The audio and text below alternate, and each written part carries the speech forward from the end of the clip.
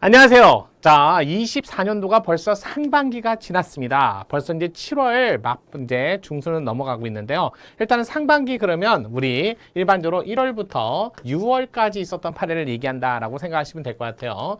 여기 6월 판례까지 결정내 여기까지를 우리는 상반기 판례라고 일반적으로 얘기를 합니다. 그러니까 여기는 상반기 판례입니다. 7월 이후에는 또 7월부터 12월까지 하반기 판례로 구분을 하죠. 7월부터 하반기 판례 이렇게 정리를 할 것 같아요. 그래서 오늘 이 시간에는 24년도 1월부터 6월까지 있었던 상반기 판례를 좀 종합적으로 조금 정리를 해보고자 이 시간을 만들었어요. 물론 여러분들 여기 제가 자료 업로드, 자 자료는 여기에 가면 업로드 할 수 있고요. 자 다운받을 수 있습니다. 그래서 가서 다운받으시면 되고요. 그 다음에 여러분 매일매일 행정법 아시죠? 1일 일제 하시고 그 다음에 주말에는 통치구조 하시고 그 다음에 나머지 이제 수강처는 뭐 방문각이라든지 또는 경찰 승진하시는 분들은 프라임법 학원에서 이렇게 갖고 제 커리가 1년 커리 뭐 이런 것들을 조금 제공하고 있습니다. 그래서 제가 프라임에서 강의를 한 지는 얼마 안 되기 때문에 작년에 그러니까 올해 초 그러니까 5월 달까지 강의한 내용을 여러분한테 서비스를 제공하고요. 뭐 그걸 뭐 정가로보다는 조금 더 여러분한테 편하게 또 저렴하게 좀 제공을 하고요.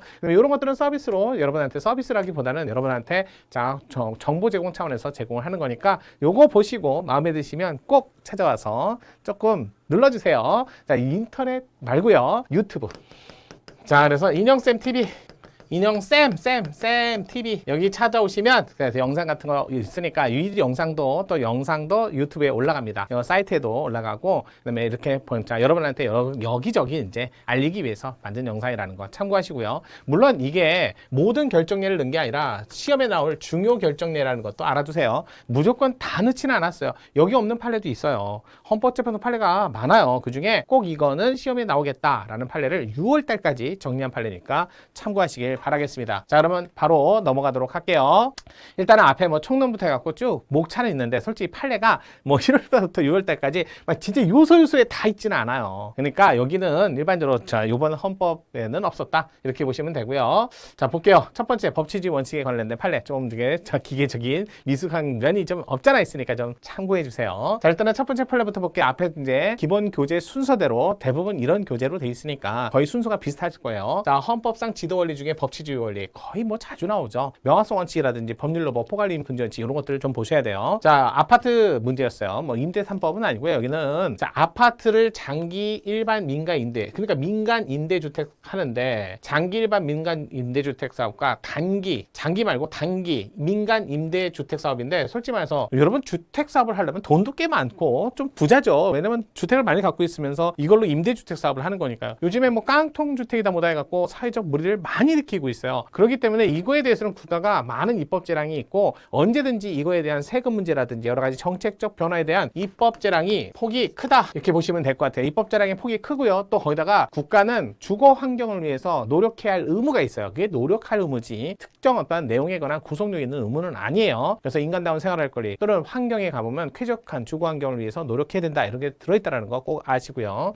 그래서 민간 임대주택 사업, 민간 임대주택 사업인데 이게 단기냐 장기냐 이렇게 나눠지는데 아파트를 대상으로 한다는 거예요. 이럴 때 임대 의무 기간 종료된 날 그 등록이 말소되도록 하는 그 민간 임대주택에 관한 특별법, 이 특별법이잖아요. 여러분 특별법은 한시로 인정되는 법이기 때문에 당연히 나는 대상자가 되겠다 또는 연장해 주겠다 그런 기대는 없어요. 따라서 임대사업자들 그 종료된 날 등록이 말소되도록 한다 해도 임대사업자 청구인들의 기본권을 침해하지 아니한다. 이거는 단순한 내용이고요. 또 장기 일반 민간 임대주택으로 변경 신고한 주택을 세제 혜택 대상에서 제외하는 종합부동산세 마찬가지예요. 여기서 나오는 세금 혜택, 이거 혜택도 이거 일시적이고 그다음에 수혜적인 법이기 때문에 이걸 갖고 신뢰보호의 대상이 된다라고 할 수 있는 것도 아니라는 거야. 특히 국가로부터 유인된 신뢰는 특히 조세행정에서는 거의 잘 나타나지 않아요. 조세행정은 아무래도 특히 이렇게 국가 정책적 목적에 따라서 달라지는 행정이라면 반드시 과거에 나는 이런 가격에 이런 세금의 혜택을 받았다. 그러니까 앞으로도 계속 받는다. 그런 거는 국가로부터 유인된 신뢰로 보지 않습니다. 특히 조세형에서. 그럼 국가로부터 유인된 신뢰도 아니니까 그걸 이제 와서 이제 기간이 만료됐고 그 기간 만료된 이후에는 세제 혜택을 주지 않는다 해도 자, 그런 의무 자체가 없기 때문에 이 사람에게 어떤 신뢰 보호 대상도 되지 않으니까 당의 법은 부적법하다라고 했던 판례였어요. 그러니까 이렇게 보시면 돼요. 특히 요거 국가로부터 유인된 신뢰 조세행정에서는 거의 잘 사용하지 않는다는 거 이런 시혜적인 조세행정에 대해서는 아시겠죠? 꼭 기억하세요. 그래서 자, 임대주택 사업에 관한 종료일 이후에 등록 말소 사건. 반하지 않는다. 이렇게 보시면 좋을 것 같습니다. 내용 그대로 보시면 돼요. 따라서 여기 보면 민간 임대주택사업 영역에서 기존의 법적 규율 상태가 앞으로도 동일한 형태로 존속할 것이라는 임대사업자라고 나왔는데, 자, 이러한 기대나 신뢰 보호 가치는 임대주택 제도의 개편의 필요성, 주택시장의 안정화, 임대주택에 거주하는 임차인의 장기적 안정적인 주거환경 보존이라는 공익이 크다고 보기, 공익보다 그들의 이익이 크다고 보기 어렵기 때문에 신뢰 보호 원칙에 반하지 않는다라고 했던 법치주의에 파생된 신뢰 보호 원칙, 이렇게 보시면 될 것 같습니다. 자, 두 번째 볼게요. 자, 한국방송공사로부터 수신료 징수 업무를 위탁받은 자. 자, 최근에 법이 바뀌어갖고 옛날에 전기세, 자, 수신료가 함께 포함되어 있었는데 요즘에 이제 법이 바뀌어서 시행령이라는, 자, 시행령이 바뀌어서 이제는 전기세 결합해서 고지행위와 결합해서는 해서는 안 된다라는 시행령을 만든 거예요. 여러분, 이거 아시죠? 법률 요구 원칙. 이거 얘기하는 거예요. 우리나라에서 법률 요구라는 개념 자체가, 자, 한번 볼게요. 다 아실 거예요. 법률 요구. 어우, 너무 크네요. 자, 기본적이고도 본질적인 사안은, 자, 의회 후보죠. 그래서 의회가, 국회가 스스로 정하도록 했다. 이걸 우리는 법률로에서 의회 후보라고 표현합니다. 기본적으로 본질적 사안. 그래서 기본권 관련성이 높거나 국민에게 많은 의견을 드려야 할 필요성. 하지만 세부적이고 전문적인 사항에 관해서는 굳이 국회가 스스로 정할 필요가 없죠. 이런 것들은 뭐한다? 개별 구체적 위임을 통해서 어디에다가 행정부에게 행정입법을 통해서 한데도 반하지 않습니다. 그래서 법률보는 법률로서만이 아니라 법률의 근거를 마련한다면 충분하다. 이렇게 얘기하는 거 아시죠? 요거에 관한 얘기예요. 그러니까 TV 수신료 금액 결정에 관한 사항은 이거는 세부적이고 기술적 사항이 아니라 본질적 사안에 해당됩니다. 그러니까 이거는 뭐로 한다? 법률로서 직접 결정해야 된다. 이렇게 보시면 되고요. 하지만 요거 그대로가 아니라 징수죠, 징수. 이런 수신료 금액에 관한 징수 절차 규정은 이거를 법률로 직접 정할 필요는 없죠. 이거는 전문적이거나 기술적인 사안에 해당되기 때문에 기술적인 사안에 해당되니까 이거는 굳이 법률로 할 필요 없이 위임을 통해서도 가능하다. 이렇게 되는 거죠. 이렇게 나온 거예요. 그래서 당해 사건의 시행령 사건이었어요. 다시 한번 살펴보도록 하겠습니다. 따라서 시행령이죠. 자, 징수 업무예요. 징수 업무. 자, 이거 세부적이고 기술적인 사안이잖아요. 세부적 기술적인 사안이니까 여기에다가 위임을 통해서 만든다 해도 반하지 않는다. 침해하지 않는다. 법률 원칙에 반하지 않는다. 이 판례였어요. 거기다가 팁으로 방송 수신료는 이거, 자, 방송 수신료 부담금의 일종이잖아요. 그것도 같이 알아두셔야 돼요. 따라서 내용을 보면 수신료의 구체적인 고지 방법, 절차에 관한 규정, 이는 수신료의 부과 징수에 관한 본질적인 요소로서 법률에 직접 규정할 사안이 아니므로, 본질적인 사안이 아니므로, 자, 법률에 직접 규정하지 않는다 해도 의회 원칙에 반하지 않는다. 이렇게 나온 거고요. 따라서 이렇게 개정법에 보니까 이제는 전기세하고 분리해서 해라 라고 했던 세부적 시행령 규정은 침해하지 않는다. 이렇게 보시면 될 것 같아요. 신뢰 원칙에 반하지 않는다. 자, 세 번째, 21년 귀속 종합부동산세 과세표준 세율 세액. 여러분, 종합부동산세, 우리가 세금 구조가 조금 되게 복잡하게 돼 있어요. 다 아시겠지만 우리나라에서 세금 구조가 그렇게 편한 구조는 아니에요. 그래서 일반적으로 종합부동산세 이런 말이 있고요. 분리과세 이런 말이 있어요. 그래서 분리는 별도로 분리과세하고, 그래서 얘는 별도로 이렇게 나오는 거고, 이거는 합산 이렇게 나오는 거예요. 합산. 그 다음에 개별 과세 이렇게 돼 있다는 거예요. 그 다음에 비과세 있고요. 비과세 이런 식으로 해갖고 세금의 종류가 그렇게, 그래서 다 합산해서 과세, 그 다음에 개별 과세, 분리의 과세, 비과세 대상 이렇게 볼 수 있어요. 근데 되게 복잡하지 않아요? 이거 너무 전문적인 사안이잖아요. 솔직히 모든 국민이 이걸 다 꿰차지는 않습니다. 그래서 이거는 특히 부동산에 관한 문제잖아요. 부동산. 우리나라에서는 부동산에 관해서는, 부동산 전체에 관해서는 국가의 입법 재량의 범위가 넓습니다. 공익적 여지가 더 큽니다. 개인적 사입보다는. 그것만 조심하시면 돼요. 부동산에 관해서는 좀 그래요. 따라서 자, 21년 귀속 종합부동산세 과세표준 세율, 세액, 세부담 상한 종합부동산세법 조항하고 또 종합부동산세법 등등등 조항이 이렇게 나오는 거예요. 조항이 토지분 중 종부세 종합부동산세 과세 대상 토지를 종합합산 과세 대상인 토지와 별도 합산 과세 대상을 정하고 분리과세 대상은요 따로 해야죠. 따로. 그래서 이건 따로니까 이에 포함시키지 않는 것은 그건 당연한 거죠. 용어만 봐도 알겠습니다. 또 그리고 종합합산 과세 대상 토지와 과세 표준 세율을 별도로 합산 과세 대상 토지에 비해 불리하게 정한 것도 아니다. 이건 국가 정책적 목적이, 공익적 목적이 더 크기 때문에 신뢰보호 또는 평등원칙에 반하지 않습니다. 있습니다. 특히 조세평등원칙은 11조에서 나오는 거지. 우리나라 헌법 59조도 아니다. 그래서 이런 판례 종합부동산 과세표준, 그다음에 별도, 개별, 분리과세 전부 다 반하잖아요. 만약에 종합합산과세 대상 토지야 세금하고 부동산 과세 대상하고 반드시 세율이 같을 필요도 없어요. 반하지 않는다. 뭐 일반적인 세금에 관한 내용이었습니다. 그래서 그런 얘기인데 다른 건 없어요. 뭐 실내보호 대상이 되지 않는다는 것은 언제든지 정책이 변화하고 입법 재량의 범위가 넓기 때문에 이건 국가로부터 유인된 신뢰로도 볼 수 없습니다. 자, 그렇게 보시면 될 것 같아요. 여기 하단에 또 이상한 이게 또 옛날에 코로나 때 사건이 잠깐 붙어 있어서 그런데 일단은 여기 보세요. 부동산 투기 수요의 차단을 통한 부동산 시장의 안정과 실수요자 보호라는 정책적 목적의 실현은 중대한 공익에 해당한다. 따라서 주택분의 종부세 조항은 실내보호원칙에 반하지 않는다. 요 정도만 하시면 돼. 뒤에는 개별적인 나머지 사건 붙여놓긴 한데 한번 읽어보세요. 자, 네 번째 판례입니다. 볼게요. 자, 공무원이 직권을 남용해서 사람으로 하여금 의무 없는 일을 하게 하거나 이것도 의무 없는 일, 직권 남용 이거 명확성원칙에 반하지 않습니다. 라는 내용이었어요. 그래서 직권을 남용, 의무 없는 일을 하게 하거나 이런 것들. 자, 형사처벌을 하도록 하는 현법, 직권 남용하여 사람으로 하여금 의무 없는 일을 하게 하거나에 관한 부분은 헌법에 위반되지 않냐고 명확성원칙에도 반하지 않고 또 국가정보원, 자,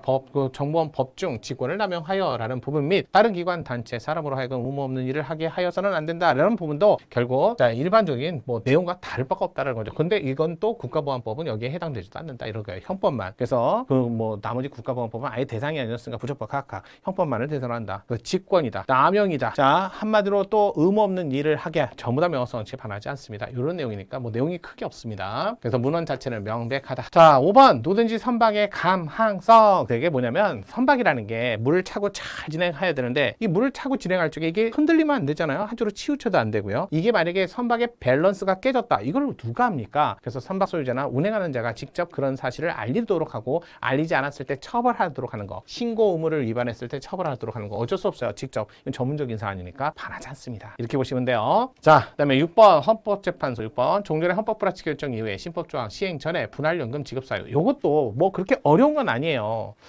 자, 우리나라에서 연금이다라고 돼 있는데 연금. 자, 이거는요 퇴직 이전에 그러니까 재직 중에 자 직무를 집행하다가 재직 중에 매달 적립하는 거야. 매달 적립해서 그래서 언제 퇴직 이후에 삶을 위해서 연금 제도를 받는 거잖아요. 그러니까 매달 적립할 적에 이때 기여를 한 사람이라면 당연히 연금 분할을 해줘야죠. 해줘야 되는 건 당연한 거예요. 근데 만약에 기여를 하지 않은 사람이라면 당연히 연금 분할 대상자에 들어가면 안 되죠. 이거 얘기하는 거예요. 근데 신법하고 사이에 공백이 있다는 거죠. 그래서 뭔가 법이 잘못됐다 해서 신법을 만들었고 그 다음에 헌법 불합치 결정을 했고 여러분 헌법 불합치는 본질이 위헌입니다. 그래서 대상인 법률이 헌법 불합치 결정을 받으면 적용을 하지 말아야 돼요. 이게 원칙이에요. 만약에 특별하게 잠정 적용할 필요가 있으면 잠정 적용한다라는 별도의 선택까지 결정까지 같이 써줘야 돼요.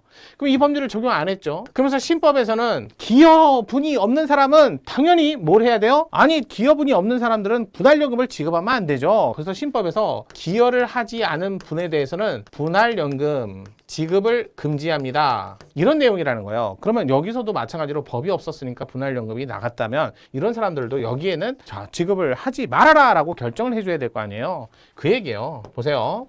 자, 종전에 헌법 불합치 결정을 했어요. 신법 조항 시행 전에 분할연금 지급 사유가 발생한 자에 대해서 법이 없으니까 지급이 돼버린 거야. 이런 얘기죠. 만약에 그런 사람은 또 분할연금을 지급하면 안 되잖아요. 실질적 혼인관계가 해소되어 분할연금 기초가 된 노령연금 수급권의 형성에 아무런 기여가 없었던 배우자에게 일일적으로 분할연금이 지급되지 않도록 규정한 신법 조항이 그러면 어디에도 적용해야 돼요. 법이 사라진 다음에 나중에 법을 만들었으면 그 사이에 자, 돈이 지급되는 건 안 되잖아요. 그걸 적용하지 않도록 한다면 그건 잘못된 법이죠. 따라서 적용하지 않는 것이 위반된다 했으니까 그런 사람들도 신법 조항을 적용해서 지급하지 않도록 해줘야 될 거 아니에요. 이런 얘기예요. 그러니까 지급을 하면 안 된다는 뜻이에요. 근데 왜 그 법률이 사라졌으니까 일정 기간 동안 빨리 법 만들어라 했는데 그 기간 동안에는 법을 적용하면 안 돼서 그러니까 법을 적용하면 안 되니까 분할연금을 지급한다든지 그러면 안 되잖아요. 그런데 그 신법을 만들어서 그걸 소급 적용 안 해서 오히려 분할연금을 지급되는 건 막아야죠. 요 내용이에요.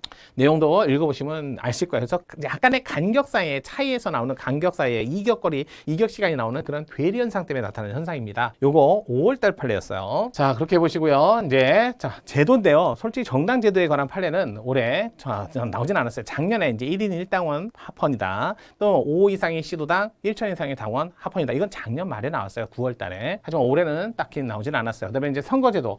요거 이제 정리가 돼버린 거예요. 여러분 보세요. 지방공사라고 했잖아요. 과거에는 뭐 지하철 공사공단 이렇게 시설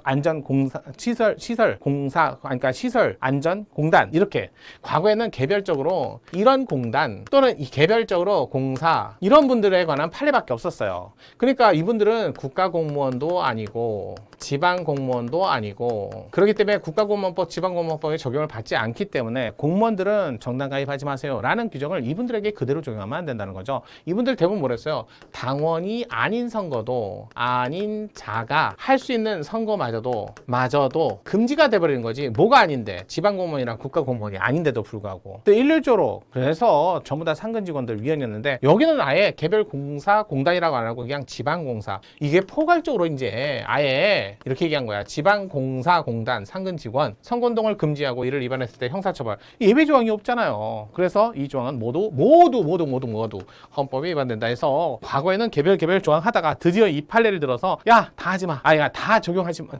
다 헌법 불합치. 헌법에 반하는 거야. 이렇게 해버린 거예요. 보세요. 공직선거법 지방공사 상근 직원이 직무상 행위를 이용하여 선거의 공정성, 형평성을 해할 수 있는 행위를 금지하고 이를 위반한 경우 처벌하는 규정을 별도로 마련하고 있다. 지방공사 상근 직원은 심판 대상 조항에 의하지 않더라도 직무상 행위를 이용해서 선거운동을 하거나 하도록 행위 또는 선거에 영향을 미치는 전형적인 행위를 할 수 없게 돼 있는데도 불구하고 또 이런 규정을 만들어서 또 중복적으로 또 제한을 한다는 거죠. 따라서 또한 직급에 따른 업무의 내용과 수행, 개별적 구체적 직무의 성격을 고려하여 지방공사 상근 직원 중 선거운동이 제한되는 조치의 범위를 최소화하거나 지방공사 상근 직원에 대하여 그 지위를 이용하는 또는 직무 범위 내에서 하는 선거운동을 금지하는 방법으로도 충분히 공정성을 확보할 수 있는데 일률적으로 못하겠다. 모두 금지한다고 했으니까 모두. 그렇기 때문에 이를 충분히 담보할 수 있는 더 경미한 방법이 있는데도 불구하고 모두 금지한 건 잘못했다. 이 판례예요.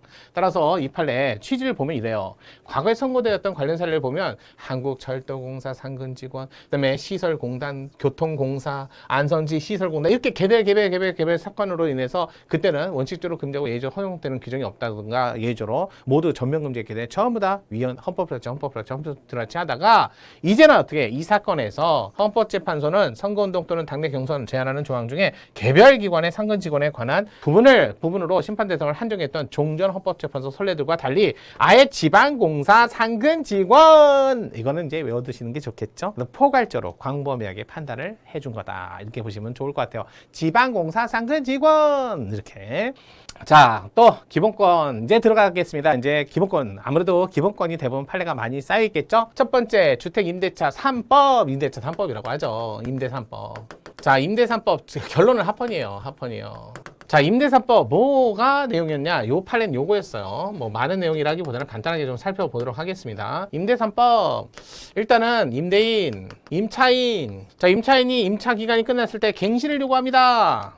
뭐 과거 판례에서는 10년, 20년 뭐 이런 판례 있었죠. 전부 다 합헌이었던 거 생각나세요? 이런 거 있었고요. 그다음에 갱신 요구권인데 단 이 갱신 요구권을 안 받아주는 경우가 있어요. 어떤 때요? 임대인이 직접 살겠다 이런 것들이 있잖아. 그다음에 전반적으로 리모델링, 재건축이라고 보시면 돼요. 재건축 등의 사유는 이럴 때는요 갱신 요구를 거절해도 돼요. 거절 가능한 경우가 있어요. 예외적인 경우가 있다라는 거예요. 그런데 임대인이 분명히 직접 거주하겠다 해서 갱신을 거절해 놓고는 나중에 보니까 몰래 다른 사람을 또 재임대해 준 거야. 그럴 때 형사처벌에 거기에 대한 페널티 줘야죠. 거기다 심지어는 임차인 그러면 임차 보증금이 있을 텐데 이 보증금을 일부를 뭐로 전환한다? 이걸 월세로 전환하는 거죠. 이럴 때 이 월세 계약을 했을 때 이 월세를 얼마를 곱해 갖고 이건 마치 뭐하고 똑같이 보증금처럼 해 갖고 세금을 부과하는 거. 이건 이런 규정은 당연한 거예요. 반하지 않는 거예요. 이런 얘기합니다. 한번 살펴볼게요. 자, 주택 임차 임대차인이 갱신 요구를 할 경우 임대인이 정당한 사유 없이 아까 경우가 있다고 했죠. 거절하지 못하도록 하고 임대인이 실제 거절을 이유로 요거 거절할 수 있는 사유가 갱신을 거절한 후 정당한 이유 없이 또 제3자에게 또 임대를 해줬다. 이거 그러니까 결국 헐리우드 액션이잖아요. 이거 나쁜 일이잖아요. 그럴 때 손해배상 책임을 부담시키는 임대차 보호법은 반하지 않는다. 알겠죠? 거기다가 보증금 증액을 청구한 상한을 제한하는 것도 반하지 않고요. 또 보증금을 월 단위 차임으로 월세로 바꿨을 때 그 월세를 환산해서 이걸 보증금처럼 해갖고 자 일정의 세금을 부과한다든지 그런 것들은 전부 다 반하지 않아요. 그래서 차임으로 전환하는 경우 산정률 이런 것들도 전부 다 합헌입니다. 따라서 임대차 보호법 해설집에 발간된 배포 행위에 대한 심판적으로 이거는 그냥 해설집이잖아요. 이거는 대상이 아니다. 이렇게 보시면 돼요. 따라서 임대차 보호법 3법은 합헌입니다. 이렇게 여기부터 3개네. 이렇게 가도 되겠네요. 자 이렇게 보시면 될 것 같습니다. 그래서 당해 사건 뭐 전원 일치된 합헌 내지 기각 결정을 했다 이렇게 보고요. 해설집은 그냥 읽어보세요. 자 설명하는 거잖아요. 반하지 않는다. 그러니까 부적법 각하 대상도 아니다. 자 기본권 보호무 볼까요? 총론 중에서도 기본권 보호무 이게 자 불법 체류자 얘기였어요. 불법 체류자. 자 보호 처분을 받아 수용되었거나 법률상 근거 없이 송환 대기실에 수용되었던 외국인에 대해서 보상 지급을 할 의무가 있나요? 이 사람들은 어차피 나가야 될 사람들이잖아요. 근데 이 사람들한테 뭐 거기에 수용됐으니까 거기에 합당한 보수해 주다 그럴 의무가 없죠. 의무가 없었어요. 의무가 없으니까 뭐도 없다. 자기 의무가 없으니까 뭘 해야 될 의무가 없으니까 부작위도 성립이 안 되죠. 그러니까 뭐 하는 거야? 부적법 각하 이렇게 나가는 수밖에 없다. 각하. 그래서 기본권 보호 의무가 발생하지 않았어요. 불법 체류자 보호 처분을 받아서 수용되거나 법상 근거 없이 송환되기 시 수용되었던 외국인에 대해서는 보상 의무가 없습니다. 의무가 없으니까 입법을 제정하지 않은 입법 부작위는 진정 입법 부작위는 성립되지 않는다. 따라서 여기서 나온다면 이건 낼 수 있어요. 자 보상 지급을 하는 법률을 제정하지 않은 부진정 입법 부작위는 그러면 틀린 지문이에요. 이거는 진정 입법 부작위 사안이었어요. 입법 부작위에 해당되나요? 라고 했더니 인가요? 라고 했더니 아닙니다. 부작위가 아닙니다. 왜? 의무가 없으니까요. 요 얘기예요. 그래서 입법 진정 입법 부작위를 다투는 것에 해당하지만 의무가 없기 때문에 당해 입법 의무가 없으니까 부적법 각하로 끝나버렸다. 아예 불법 체류자 사건 요 정도는 알아두셔야죠. 자 이제 개별 기본권 넘어왔습니다. 인격권부터 볼게요. 요거는 시험에 나오지 않을까요? 과거 자 임신 10개월 내내 태아의 성별을 고지하지 못하게 한 거 이거 위헌 결정 받았어요. 헌법불합치라고 하죠. 위헌 결정이 같으니까 본질이. 그런 다음에 그러고 나서 개정을 한 거예요. 개정법. 근데 그 개정법은 또 임신 32주 이내에는 태아의 성별을 인부에게 알리는 것을 금지한 32주 이것마저도 또 위헌 받았어요. 헌법 위반된다 위헌 받았어요. 그 대신 여러분 이것도 알 권리라고 하시면 안 돼요. 여러분 알 권리는요 국민 간의 관계에서 국가기관이 갖고 있는 정보 좀 내봐 라는 청구권적 성격 또는 수집 수령 이런 것들 나오잖아요. 그러니까 여기는 뭐 국가기관이 태아의 성별을 갖고 있는 게 아니잖아요. 이거 알 권리는 아니에요. 부모의 인격권 이렇게 가시면 될 것 같아요. 그래서 여기도 또 위반됐다. 32주 이전에는 알리지 말아라. 이것마저도 또 개정법도 또 위반됐다. 자 일반적 행동이 될 건 10조 예상되는 저 볼게요. 1번 자 연면적 1,000제곱미터 이상의 사무용 건축물 공장 복합용도 건축물 금연구역 지정해야죠. 연면적 1,000제곱미터 이상의 사무용 건축물이나 공장 복합용도 건축물에는 금연구역 지정 자체는 헌법에 반하지 않는다. 국민의 보건위생이 더 중요하니까요. 그렇게 보시면 돼요. 대부분 컴퓨터 게임 시설 같은 거 이런 것들을 얘기하는 거니까요. 자 그다음에 평등권 평등원칙 문제도 살펴볼게요. 첫 번째 문화재보호법 27조에 따라 지정된 보호구역에 있는 부동산에 대해서 문화재보호구역이에요. 아무래도 개발을 마음대로 못하지 않을까요? 그러니까 개발을 마음대로 못해 뭐 증축도 못하고 아무것도 못하니까 거기에 대해서는 재산세를 경감하는 규정을 하고 있는 그럼 고마운 거 아니에요? 이거 따라서 이 법률에 따라 보호구역에 있는 부동산에 관한 부분은 조세평등주의에 반하지 않는다. 차별취급을 왜 합니까? 이 사람들 뭐 개발 마음대로 못하잖아요. 그래서 문화재 보호구역 내에 있는 부동산에 대해서 경감 규정을 하는 것은 다른 이들과 합리적인 이유 있는 차별이다. 이렇게 보시면 될 것 같아요. 자, 두 번째 정보통신망법 70조 2항 비방의 목적. 이거 옛날에 또 비방의 목적 이거 나오면 아예 명확성원칙에 반하지 않는다 했던 과거에 있었어요. 근데 이게 뭐냐면 자 비방의 목적 정보통신망 이용 거짓 사실을 적시한 명예훼손죄에 대해서 정하고 있는 바 인터넷 포털뉴스 게재된 댓글 전부에 의하면 청구인에게 고소인에 대한 비방의 목적이 인정되지 아니함에도 불구하고 아니 비방의 목적이 없는데도 피청구인이 그 댓글 일부 표현만을 확인하여 비방의 목적이 인정됨을 전제로 기소유예 처분한 것. 아니 기소유예는 유죄 증거가 있을 때 유죄 증거가 증거 등이 있는 경우에 해야 되는데 아니 분명히 여기 뭐라고 써요? 비방의 목적이 인정되지 않는다고 했잖아요. 이거 서로 상치하는 거 아니에요? 그럼 이 기소유예 처분은 잘못한 거죠. 특히 여러분 기소유예 처분이니까 누굴 대상으로 하는 거예요? 피해자예요? 피의자예요? 피의자. 알겠죠? 이분은 뭐라고 얘기할까요? 나는 불기소는 맞는데 죄가 안 되거나 혐의가 없음이라는 불기소 처분을 받는다면 이 사람이 만약에 구금 상태였다고 칠게요. 근데 불기소 처분받는데 죄가 없음, 혐의 없음. 그러면 형사보상 청구권 행사할 수 있단 말이에요. 근데 뭐가 된 거야? 여기처럼 피의자인데 기소유예 처분을 받았으니까 이거는 형사보상 청구권을 못하니까 뭐라 그래? 나 빨리 이거에서 이걸로 바꿔줘! 왜? 형사보상 청구권 행사하게. 그럴 때 쓰는 거야. 행복추구권, 평등권 침해를 이유로 헌법소원을 했던 사건이었어요. 그래서 받아준 거고 침해된다 했던 판례. 왜? 아니, 비방의 목적이 인정되지 않은데도 이건 목적범이잖아요. 비방의 목적이 있어야 되는. 근데도 목적이 없고 그냥 일부 표현만 확인해갖고 목적이 인정됨을 전제로 기소유예 처분한다? 앞뒤가 안 맞지. 그래서 피의자 입장에서 검사의 자의적 불기소! 특히 자, 이렇게 죄 없음, 혐의 없음을 통해서 구금 상태에 있었다면 형사보상 청구권을 행사할 수 있었는데 기소유예 처분을 받으면 형사보상 청구권도 행사할 수 없으니까 왜 쟤는 하는데 나는 못하게? 자, 별취급, 평등권 침해, 행복추구권 침해 맞습니다. 그래서 이거 엄격히 판단해야 된다 했는데 뭐 이걸 다른 건 아니라 자, 이거 때문에 한 거예요. 검사의 자의적 불기소 처분. 이거 정리하고 넘어갈게요. 피해자, 피의자, 고발인 사건이었어요. 자, 고발인은요, 자기 사건이 아니죠. 그래서 기본권, 자기 침해 관련성이 없어서 자기 기본권 침해 관련성이 없어서 이게 없으니까 그래서 원래는 부적법 각하 뭐가 자, 검사의 자의적 불기소에 대해서 고발인에 대해서는 부적법 각하. 다만 이제 피해자의 이분이 고발인이 부모일 때는 피해자가 사망했으면 그럴 때 뭐라 한다? 피해자의 사망했을 때 부모 고발인인 부모 입장에서는 예외적으로 허용된다. 뭐가? 헌법소원. 허가가 아니라 허용된다. 이렇게 보시면 되죠. 이렇게 가면 되지. 자, 그러면 피해자는요. 고소를 한 피해자가 있고 고소를 하지 않은 피해자가 있죠. 아마 이거 형사정법 263조에 뭐가 있어요? 고소한 피해자는 재정 신청할 수 있죠. 그래서 당에 해당 검사가 있는 상급 고등검찰청 상반되는 고등법원 그러니까 이렇게 타고 올라가야 돼요. 고등검찰청 치고 요 고등검찰청에 상응하는 고등법원에 강제 기소 명령 신청하는 거죠. 그랬을 때 고등법원에서 기각이 나오면 요 기각을 받고 다시 대법원에 재항고까지 가능하다는 거. 요거까지 가능하다. 옛날에 이 기각 받으면 더 이상 재항고를 할 수 없다는 거 헌법 그러니까 위헌 결정 받고 이제 할 수 있게 됐죠. 그래서 법원에서 이렇게 재판을 하는 거예요. 강제 기소 명령 신청에 대한 재판. 그러니까 대법원에서 기각 나오면 이제는 더 이상 방법이 없기 때문에 요 재정 신청하면 공소시효가 정지됐다가 기각 나오는 순간 이제 공소시효가 다시 진행하는데 처음부터 남은 기간이 진행되는데 그럴 때 그냥 그러니까 피해자가 사망했을 때 그래서 살인죄 한에서는 이 공소시효를 더 이상 이제 없애버린 게 이 사건 때문에 그랬던 거. 그 대구의 연산 테러 사건. 자, 이런 거 하는 거고 그러니까 법원의 재판 절차를 거쳤기 때문에 더 이상 뭐를 못한다? 더 이상 헌법 이게 안 되죠. 헌법소는 이제 할 수 있는 방법이 없어요. 헌소는 안 됩니다. 법원의 재판은 안 되니까요. 하지만 고소하지 않은 피해자는 재정 신청 이거를 할 수가 없어요. 재정 신청을 할 수가 없으니까 법원의 재판 절차를 못 거치니까 바로 뭐 하는 거예요? 형사 피해자로서 피해자잖아요. 피해자로서 재판 절차 진술권, 재진권 요거를 그러니까 27조 5항이죠. 요 재진권, 그다음에 차별취급에 관한 평등권 요 침해를 사유로 침해됐다는 사유로 헌법소원 바로 가면 돼요. 헌소.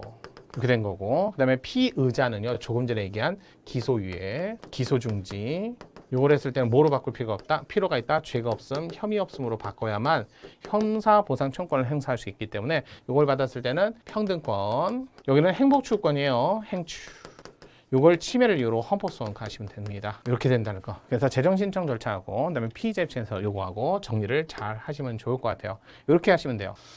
자, 그렇게 해서 정리하시면 되고요. 여기는 이제 그 다음 판례니까 자 볼게요. 3번. 자, 재판관 전원 일치된 의견으로 사실혼 배우자의 상속권을 인정하지 않는 거. 이거는 과거에 계속 해왔어요. 대신 이제 기여분이 있을 때는 기여에 관한 부분에 대해서만 산정을 해줘요. 그래서 사실혼 배우자는 범선 배우자가 아니기 때문에 이 배우자의 부분에 관해서는 과거에도 계속 해왔기 때문에 반하지 않는다. 자, 다만 이제 재판관 6대3 의견으로 재산분할 청구권에 관한 민법. 자, 이 조항인데요. 요게 이제 대상이 아니다. 왜? 사실상 배우자가 아니라 재산분할 청구권은, 요거는요, 재산분할은요, 이거는 상속이 아니에요. 이거는 내 거 내가 가져가는 거잖아요. 거예요. 이거는 또 상속이나 증여세 부과하면 안 되는 거예요. 대상이 아니다. 이건 상속권 문제니까. 이거 얘기였어요. 자, 그러면서 이런 얘기죠. 상속권이라는 건 법률상 혼인관계를 전제로 하는 거고, 상속하고 재산분할은 달라요. 상속은 자신의 기여가 없이 자 이렇게 받는 거지만, 자 한마디로 그냥 공동생활을 용이하면서 일정 부분 그렇게 하는 거고요. 그다음에 재산분할은요, 자신의 기여가 아예 없는 건 아니지만 재산분할은요, 내가 가져가는 거예요. 가끔 가다가 막 드라마 같은데 뭐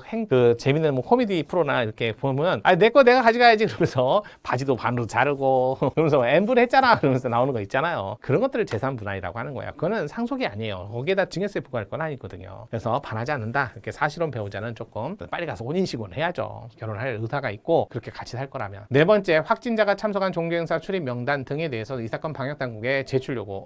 이거는요, 사생활 개인정보를 침해하겠다는 게 아니잖아요. 뭐 하겠다는 거예요? 감염 예방 차원에서 동선을 확보하기 위한 거잖아요. 그래서 이렇게 출입자 명단 제출 요구는 감염 예방 관리에 관한 법률 또는 동법 시행령이 정한 내용, 방법, 요건을 충족하지 아니하여 감염 예방법상 역학조사로 볼 수 없으므로 참고인도가 공범 그 명단 제출을 거부하거나 거짓 명단을 제출했다 하더라도 역학조사를 거부하거나 역학조사 거짓 자료를 제출했다고 할 수 없음에도, 이것도 마찬가지예요. 분명히 확진자가 참석한 종교 행사 출입자 명단 등에 대한 이 사건 방역당국의 제출 요구는 이 법률의 절차를 빼먹은 거예요. 그러니까 시행령이 정한 내용, 방법의 요건을 충족하지 아니하여 라고 했으니까 절차적 하자가 있는 거죠. 그러면 그 절차적 하자가 있을 때는 잘못된 공권력 행사니까 그걸 거부하거나 또는 거기에 맞는 자료를 제출하지 않았다 해도 그는 형사처벌 대상이 아니죠. 왜? 불법에 거에 대한 저항이니까요. 불법의 정의니까, 부정에 대한 정의니까 정당방위가 되잖아요. 그래서 이거는 기소유예 처분을 했다는 것은 유죄를 정대로 해야 되는데 이건 유죄가 아니잖아요. 그럼 잘못된 거죠. 또 나오는 거야. 또 피의자니까 뭐가 다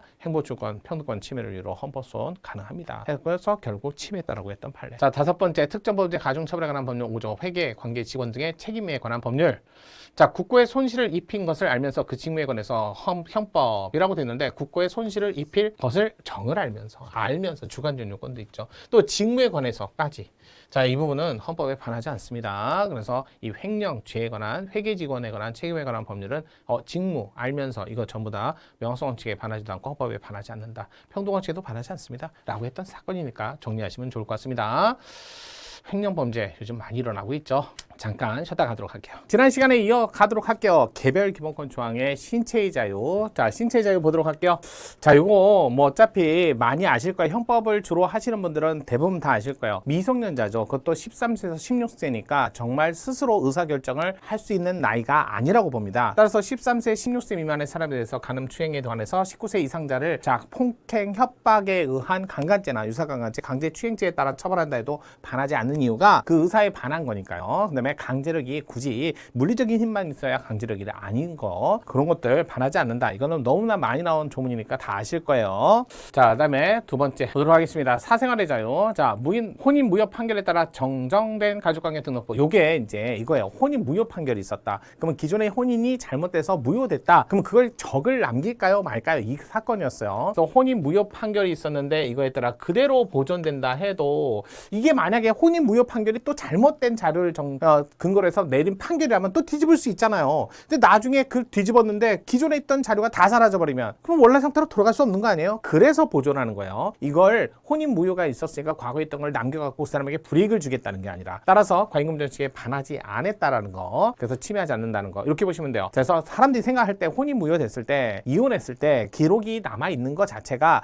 이거 불편한 경우가 생기겠죠. 하지만 이혼했을 때야 남겨야지, 남겨야죠. 하지만 혼인 무효 판결일 때는 지워져야 되는 거 아니라고 생각을 할 수 있지만, 그 혼인 무효 판결이 잘못된 걸 전제로 해서 다시 살릴 걸 예상해서 남겨놓는다는 거예요. 그래서 최소성 원칙에 반하지 않는다, 이렇게 보시면 될 것 같습니다. 자, 그렇게 보고요. 그다음에 두 번째, 감염병 예방, 감염 전파 차단을 위해서 감염병 의심자 등에 관한 인적사항 수집을 허용하는 감염병 예방 관리에 관한 법률, 이렇게 돼 있는데, 이거 감염병 예방 전파 차단을 위해서 의심자에 관한 인적사항을 수집을 허용하는 거예요. 그러면 이 정도는 해야죠. 어쩔 수 없어요. 이게 예방이잖아요. 전파를 막아야죠. 이게 감염병이에요. 이게 공기 중에 전파나 또는 서로 손을 이렇게 접촉에 의해서. 근데 이게 퍼지는 걸 막을 수가 없으니까, 그래서 예방이나 감염 전파 차단을 위해서 의심자에 관한 인적 추적상을 수집하는 건 반하지 않는다. 이 정도 보시면 돼요. 이때 당시 이걸 안 했으면 코로나 어떻게 해결이 안 되잖아요. 그래서 신속한 방역 조치가 필요한 예외적인 상황에서 일시적이고 한시적으로 적용된다는 점에서는 개인정보 자유결정권의 제한은 있어도 침해는 아니다. 제한의 효과가 제한적인 반면 침해는 아니다. 이거 꼭 기억하세요. 요즘에 많이 나오는 표현이죠. 제한이 된 다음에 침해냐 침해 아니냐를 판단하고 아예 관련성이 없으면 제한이 안 되고 그러면 침해도 당연히 안 되는 거예요. 이렇게 보시면 될 것 같습니다. 자, 세 번째, 주민등록증 지문을 수록하도록 한 주민등록법 조항. 이건 옛날부터 있었던 판례예요. 여러분 주민등록증 처음 만들 때 10손가락 회전지문 찍는 거, 이거는 수집하는데 이게 범죄 수사를 위한 게 아니잖아요. 신분하기를 위한 거죠. 또 이것도 공개하겠다는 게 아니죠. 그래서 구청 등에서 관리하도록 하는 거 반하지 않습니다. 주민등록 발급신청서 10손가락 회전지문 찍도록 한 거. 또 세 번째, 시장군수 구청장으로 하여금 주민등록증 발급신청서 관할 경찰서 지구대장 파출소장에 보내도록 한 구주민등록법 시행규칙 조항. 자, 피청원이 경찰청장이 지문 정보를 보관 전산화하고 이를 범죄 수사 목적으로 이용하는 행위에 대해서도 모두 반하지 않는다. 범죄 수사 관련됐을 때만 하는 거예요. 일반적으로 모든 사람을 다 수사 대상자에 올리는 건 아닙니다. 제가 과거 결정에서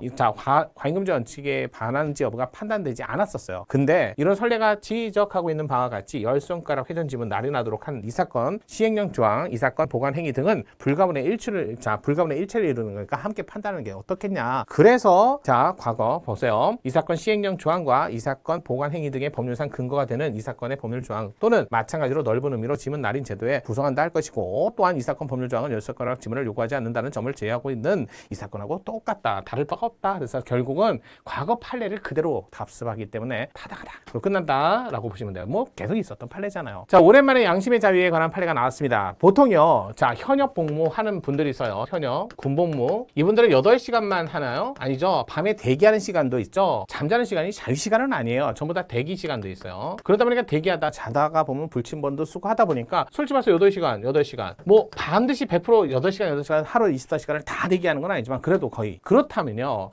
병역법에는 뭐라고 써있냐면 2년의 범위 내에서 구체적 사항을 위임했어요. 정하라고. 그래서 지금은 자, 현역병 복무를 육군에 한해서는 18개월을 복무하도록 하는 거죠. 그러니까 지금 18개월이 법률에 있는 게 아니라 2년의 범위에서 정한 거예요. 그러니까 법에 따르면 2년이에요. 최장이. 그러면 만약에 현역 복무가 아니라 뭐 이렇게 집에서 출퇴근하는 복무라든지 대체기관에 있다, 이런 분들 있잖아요. 대체 복무. 이런 분들이 누구냐면 교도소에서 교도행정을 이거를 보조하는 거죠. 이분들은 딱 8시간 근무예요. 그러면 이분 8시간 근무하고 이분들은 적어도 8시간, 못해도 2배에서 3배잖아요. 그럼 이분들이 공부하는 시간이 이분들하고 형평성을 갖추려면 적어도 2배에서 3배 정도 범위 내에서 정해야 되는 거 아니에요? 이렇게 된 거죠. 그러면서 또 나온 거예요. 또 점심값은 주는데 또 저녁, 또 퇴근, 차비 이런 거 안 준다. 아니, 그들은 한마디로 교수는 아니죠. 그들은 군생활 하면서 저녁도 주고 또 재워도 주니까 그 비용 나도 줘야 되는 거 아니냐. 안 자잖아요. 그러니까 전부 다 반하지 않는다 했던 거예요. 그래서 36개월로, 자 보세요. 대체 복무 기간을 36개월. 보통 보니까 18개월 곱하기 2배 요 정도 했던 거죠. 대체 역의 편입, 복무 등에 관한 법률은 또 대체 복무 요원으로 하여금 합숙에 복무토록 하는 거. 합숙한다 해서 그분들 막 자다가 말고 막 불침번 쓰고 밤에 야간에 훈련 나가나요? 그런 건 아니거든요. 그러니까 합숙한다 해도 이렇게 현역 복무하고 다르다는 거예요. 그러니까 자기는 합숙하니까 똑같이 여기처럼 8시간 다 똑같이 아니죠. 그건. 그래서 합숙학 복무하도록 하는 규정, 또 복무기관을 교정시설로 한정한다는 점, 전부 다 과잉금지 원칙에 반하지 않습니다. 알겠죠? 관련성이 있으나 반하지 않는다. 특히 이게 뭐예요? 양심적 병역 거부 사건이잖아요. 양심의 자유를 침해한다고 볼 수 없다. 이거 양심적 병역 거부 이은 또 대체 복무 사건이니까 꼭 알아두세요. 반하지 않습니다. 자, 보시면 되고요. 두 번째, 종교의 자유, 또 종교 행사의 자유 관련된 판례가 하나 더 나왔어요. 볼게요. 종교단체 내에서 직무상 행위를 이용한 선거운동을 금지. 이건 뭐 선거운동하고 관련된 거죠. 종교단체 내에서는 이게 종교적 신념에 따라서 움직이다 보니까 누구 찍어주세요 잘못해갖고 좀 신념이 높은 사람이 이제 얘기를 하는 순간 나머지 사람한테 전파력이 선거운동에 관계없이 그냥 파급 효과가 너무 큰 거예요. 그러니까 종교단체 내에서는 직무행위를 이용해서 선거운동을 금지하는 거 당연히 반하지 않죠. 따라서 공직선거법 조항, 자, 누구든지 종교적인 기관, 단체, 조직 내에서 직무상 행위를 이용하여 구성원에 대해서 선거운동을 하거나 하게 할 수 없다. 이거 옛날에 신천지 사건도 그랬고, 교주라는 사람이 한마디 확 하는 순간 그게 막 쫙 퍼지는데 이게 무슨 선거에 무슨 공정성이라든지 선거에 어떤 정책 결정 전혀 관계없어요. 너 그분이 믿으니까 이렇게 돼버리는 거야. 그래서 이거 못하게 하는 게 맞죠. 헌법에 반하지 않습니다. 이렇게 보시면 돼요. 종교의 자유를 침해하지 않습니다. 이렇게 보시고요. 두 번째, 자, 외교부 북미국장 주한미군 사령부 부사령관과 사이에서 주한미군 성주 땡땡 골프장 부지 일부, 자, 아시죠? 사드 부지. 자, 사드 부지 일부 사용 내용을 공유하는 내용의 체결 협정. 사드 부지 협정. 사드 부지 협정이라고 보면 돼요. 이거 싸 협정 이렇게 하셔도 되고. 그래서 경북 성주군 김천시 거주하거나 대한민국 국민인 청구인들의 평화적 생존권 더 나았어. 이 평화적 생존권은 기본권 자체가 성립되지 않습니다. 건강권, 환경권, 직업의 자유, 원불교 단체. 자, 청구인들의 종교의 자유를 침해할 가능성을 인정하기 어렵다. 그래서 그냥 모두 대상이 아니다. 관련성이 없다. 그래서 부적법 각하했던 사건이에요. 뭐 사드 부지하고 뭐 종교행사하고 관련이 없잖아요. 뭐 골프장 가서 뭐 종교행사를 하는 것도 아니고요. 물론 환경권 그 사드 부지를 한다 해서 뭐 전파가 발생돼서 뭐 한다고 하는데 솔직히 말해서 거기에 자연경관은 그대로 유지하잖아요. 건강권 그 옆에 가 있는 것도 아니잖아요. 평화적 생존권은 기본권 자체도 안 되고요. 따라서 모든 것을 다 부적법 각하했던 사건이에요. 사드 부지 사건 이렇게 보시면 돼요. 내용 자체가 자, 뭐 내용이 없어요. 자, 그러면 21조 표현의 자유. 자, 장교, 군무와 관련된 고충상 집단으로 진정 또는 서명하는 행위를 해서는 안 된다. 당연하죠. 군대 사무, 군 사무와 관련된 고충사항이 있을 때 누구는 일반 사병 말고요. 이분들은 아니잖아요. 장교에 장교. 관리직에 있는 사람들이잖아. 따라서 집단으로 자 진정이나 서명하는 행위를 해서는 안 된다고 규정한 거 자체는 반하지 않아요. 뭐 군인의 지휘, 복무, 장교에 관한 부분은 과잉금전식에 반하지 않는다. 아무래도 지휘관으로서 어느 정도 자 그런 고충사항을 집단적으로 행사해서는 안 되죠. 자, 내용이 없습니다. 이건 보시면 충분히 알 수 있는 사안이고요. 그다음에 재산권 관련된 판례가 조금 있으니까 볼게요. 첫 번째, 자 군인연금법상 퇴직연금 수급자가 지방의회 의원 취임한 경우 퇴직연금 전부의 지급을 정지. 요거 포인트잖아. 예전에 기존에 자 22년도에 있었던 판례는요 공무원연금법이었어요. 그래서 공무원연금법상 퇴직연금 수급자가 지방의회 의원 당선됐는데 퇴직연금이 300이다. 근데 지방의회 의원이 250이다. 근데 이걸 전부 정지. 이랬을 때 아니 250 빼고 나머지 50은 줘야 되잖아. 똑같은 사건인데 여기는 군인연금법 사건이었어요. 그래서 군인연금법도 마찬가지로 전부 지급을 정지하도록 한 거는 아니 이 사람의 금액 중 빼고 남은 부분을 줘야죠. 또 거기다가 다른 자 직업을 가졌을 때 이거는 적어도 최저임금 이상은 받게 됐으니까 물론 2번 주는 건 안 되는 건 맞지만 중첩된 부분 빼고 나머지 부분 줘야 될 거 아니에요. 그래서 지방의회 의원에 관한 부분은 과잉금전식에 위반돼서 지방의회 의원 취임한 퇴직연금 수급자 재산권을 침해한다라고 했던 판례 사건. 이거는 과거에 공무원연금법 사건 설명해놨어요. 관련된 사건과 같은 취지예요. 같은 취지. 자, 요거 유르본 사건이었어요. 유르본 사건. 요건 좀 정리를 좀 하셔야 돼. 이거는 깔끔하게 정리하는 게 좋습니다. 유르본이죠. 자, 유르본 자체는 재산권 맞아요. 이건 재산권. 대상은 인정됩니다.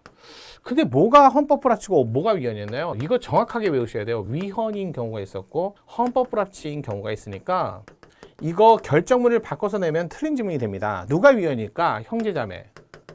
이 파트는 위헌이고요. 그 다음에 부모. 이 파트는 헌법 불합치예요. 왜요? 아니 정상적인 부모라면 당연히 유류분 챙겨줘야 돼요. 형제자매도 있어요. 다만 형제자매도 있었는데 요거는 왜 위헌일까요? 재산 형성에 기여가 없었는데도 불구하고 형제자매라는 이유만으로 하나하나 가구로 따로따로 1가구, 2가구 이렇게 따로따로 살고 있는데 여기에 이제 부모 있고 자녀분 있는데 여기 돌아가셨을 때 여기서 따로 유류분 챙겨주는 거야. 당연하죠. 그 다음에 부모 가는 건 당연하죠. 근데 형제자매는 이미 따로따로 가정생활을 뚫고 따로따로 재산 형성을 하기 때문에 이분들도 아닌데 이분들이 끼는 거 이건 말이 안 된다 해서 위헌 결정을 해버린 거예요. 하지만 이 부모는 뭐냐면 자녀분인데 이분이 사망하셨어. 그럼 보험금 나왔어. 아주 유명한 사건이 있잖아요. 뭐 여성분 그 노래하시던 분 있잖아요. 근데 20년 만에 오신 거야 부모가. 버렸어 아이를 예전에 유기했는데 20년 만에 나타난 거야. 그래서 이 아이가 내 아이니까 보험금 내라. 그래갖고 이걸 청구하는 거지. 이분은 빼야 될 거 아니야. 정상적인 부모라면 당연히 보험금 가져가야죠. 이건 정상이고요. 근데 이런 사람들은 빼야 되는데 이 기준이 빼는 기준이 없는 거야. 그럼 법을 만들다 말았죠. 그래서 부모 입장에서 20년 만에 온 이런 사건은 빼야 되는데 그걸 만들다 말았기 때문에 헌법 불합치. 유류분이 재산권 대상이 아니다. 그럼 큰일 나요. 여전히 재산권은 맞아요. 그래서 여러분 보세요. 피상속인, 상속받아야 하는 사람이 형제자매, 유류분을 규정한 민법은 이거는 위헌 결정을 했다는 거예요. 그다음에 유류분 상실 사유를 별도로 얘기했잖아. 별도로 부모 20년 만에 나타나는 그분 상실 사유가 따로 없다라는 거야. 나머지 또 조문도 있어요. 기여분에 관한 부분이 있는데 이걸 따로 규정을 두지 않은 거. 이거 헌법 불합치. 그러니까 잘 외우셔야 돼요. 형제자매 위헌, 그다음에 유류분 상실 사유가 없는 20년 만에 찾아온 부모 또는 기여분. 기여분은 솔직히 말해서 조금 더 노력을 하신 분들 있잖아요. 사망하시기 전에 모시고 살았다든지, 그다음에 조금 병수발을 같이 했던 분에 대한 배려가 없다. 이런 규정을 따로 두지 않았다. 그래서 헌법 불합치. 이렇게 보시면 될 것 같습니다. 이렇게 정리하시면 돼요. 유류분은 어려운 판례가 아니에요. 그래서 과거 유류분에 관한 문제에서 보면 유류분은 다음과 같다 해갖고 직계 비소, 배우자, 그다음에 직계 존속. 근데 형제자매가 있거든. 요 부분이 위헌이다 이렇게 된 거예요. 형제자매. 또 직계 존속은 20년 만에 나타난 건 또 그렇게 해서 정리를 잘 하세요. 자, 세 번째, 살처분된 가축의 소유자, 축산 계열 회사, 그러니까 계열화 사업자. 이게 약간 조금 그 전문적인 영역이 문제가 되기 때문에 이건 조금 솔직히 말해서 전문적인 영역이다 보니까 여러분한테 뭐 이것까지 해야 되나라고 할 정도로 여러분 입장에서는 좀 곤란할 수도 있어요. 한번 볼게요. 자, 이런 거 있었잖아요. 법인 회사인데요. 법인 회사. 그러니까 돼지에 대해서는 돼지 소유권을 여기서 가져요. 근데 여기는 도축, 가공 이런 걸 해야 하는 회사예요. 근데 이 회사가 돼지 소유권을 갖고 있는데 이 소유를 여기서 도축 가공만 하지 키우진 않아요. 그래서 도축 가공만 하기 때문에 이렇게 개별 농가에 위탁을 했다라는 거야. 이렇게 위탁. 그러니까 돼지의 사육을 위탁한 거지. 사육. 이렇게. 이런 식으로. 근데 나중에 구제역, 구제역 그러면 안 되죠. 민감하니까. 그래갖고 돼지 10병에 걸려갖고 이 지역을 다 매몰해버린 거예요. 매몰. 그랬을 때 여기 매몰했으니까 돼지 한 마리당 보상금이 나와요. 그럼 보상금 누구한테 줘야 돼요? 소유권을 가진 이 법인에게 보상금이 가야 되는 거 아니에요? 여기는 여기에서 비용을 받고 사육을 하는 거니까 사육비용하고 보상금은 다르죠. 이건 돼지 소유권에 관한 소유자에 대한 보상금이 나가야 되는데 이게 빠졌다는 거야. 그러면 그걸 정하지 않은 건 잘못된 거죠. 보세요. 살처분 왜 했다? 그 지역에 돼지 열사병 때문에 살처분을 했다. 가축의 소유자가 어찌됐든 법인이에요. 사업자인 경우에는 수급권의 보호를 위해서 보상금, 계약, 사육농가. 아까 사육만을 따로 농가에다가 그 돈을 지급하고 사육을 시키는 거지. 그래서 계약 사육 농가에 지급한다라고 규정을 한 거야. 돈을 누굴 줘야 돼? 소유권자한테 줘야지. 그래서 이 법은 가축정형법의 방법에 자 이거는 잘못 적용한 거죠. 잘못한 거죠. 소유자한테 줘야지. 왜 사육 농가한테 지급을 해? 이 얘기하는 거예요. 그러니까 여기 보세요. 자, 살처분 보상금 중에 가축 소유자인 축산계열 법인 사업자에게 지급돼야 하는 뭐까지도 사육농가, 그러니까 돈을 받고 키워주는 농가에 전부 다 지급한다는 점에서 잘못된 법이다. 그러니까 어느 정도 그 사육농가도 지급을 해줘야죠. 하지만 그렇다 해서 회사, 사업자, 돼지까지 다 거기다 준다? 이거는 법을 만들다 말았네. 그래서 헌법불합치 결정. 이렇게 가시면 돼요. 네 번째, 상속 개시 후 인지에 의해서 공동상속인이 된 자가 다른 공동상속인에 대해서 상속분의 상당한 가액 지급에 관해서 청구권을 행사하는 경우에도 상속의 청구권에 관한 10년의 제척기간. 이게 문제라는 거야. 자, 상속 개시 후 인지라는 말은 뭐예요? 상속 개시가 됐다는 건 사망 이후에 뒤늦게 아버지 찾았어요. 블러드를 찾은 거야. 드디어. 뒤늦게. 그러면 사망 시점으로부터 몇 년 지나서 이 블러드를 찾았다? 20년 만에 찾았다고 칠게. 그러면 10년 동안에만 상속회복 청구권을 행사하라. 그러면 이 사람은 블러드를 찾았는데 뭐가 안 돼? 내 상속분을 못 찾는 거지. 이거 얘기하는 거예요. 그래서 상속 개시 후에 인지에 의해서 공동상속이 됐어요. 그러면 기존에 있던 공동상속인 형제분에서 자기의 고유한 분을 받아야 될 거 아니야. 그런데 그때도 민법의 상속회복 청구권 무조건 10년간이라는 제척기간을 적용해버리는 순간 이 사람은 벌써 20년이 돼버렸기 때문에 재산권, 재파청권 모두 다 행사할 수 없게 돼서 헌법에 반한다. 아시겠죠? 이렇게 된 거예요. 그래서 3년, 10년이라는 자 상속회복 청구권 중 3년의 제척기간은 안날로부터 하니까 분명히 20년 만에 알았어. 그러니까 그건 적용되는 건 반하지 않는 거야. 그래서 안날이라는 주관적 사유는 요거는 반하지 않죠. 요거 좀 구별을 잘 하셔야 돼요.